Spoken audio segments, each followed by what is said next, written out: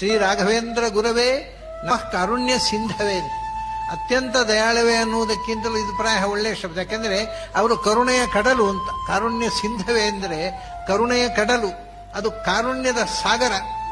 ಆಮೇಲೆ ಅದಕ್ಕಿಂತ ದೊಡ್ಡ ಕಾರುಣ್ಯ ಇರುವುದು. ಯಾಕಂದ್ರೆ ಅಲ್ಲಿ ಏನಿದ್ರೆ ಇನ್ನು ಬಾವಿ, ನದಿ, ಹಳ್ಳ, ಹೊಳೆ, ಇದು ಕಡಲು, ಕಾರುಣ್ಯದ ಕಡಲು ಅಂತ. ಅಂಥ ರಾಘವೇಂದ್ರ ಶ್ರೀಪಾದರ ಬಗ್ಗೆ ಒಂದು ಸಂಗತಿ ಏನು ಅಂದ್ರೆ, ನಮ್ಮಲ್ಲಿ ರಾಘವೇಂದ್ರರ ಕಾರುಣ್ಯದ ಬಗ್ಗೆ ಹೇಳ್ತಾರೆ, ರಾಘವೇಂದ್ರರ ಮಹಿಮೆಗಳ ಬಗ್ಗೆ ಮಾತಾಡ್ತಾರೆ, ರಾಘವೇಂದ್ರರ ಪವಾಡಗಳ ಬಗ್ಗೆ ಮಾತಾಡ್ತಾರೆ.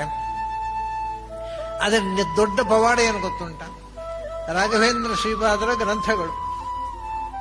ಅವರು ಮಾಡಿದಂಥ ಬೇರೆ ಪವಾಡಗಳೆಲ್ಲ ಮತ್ತೆ ಅವರು ಕೊಟ್ಟಿರತಕ್ಕಂಥ ಗ್ರಂಥಗಳಿವೆ ಅಲ್ಲ, ಅದೇ ಇಡೀ ಪ್ರಪಂಚಕ್ಕೆ ಸಂಸ್ಕೃತ ವಾಂಗ್ಮಯದ ಒಂದು ದೊಡ್ಡ ಪವಾಡ.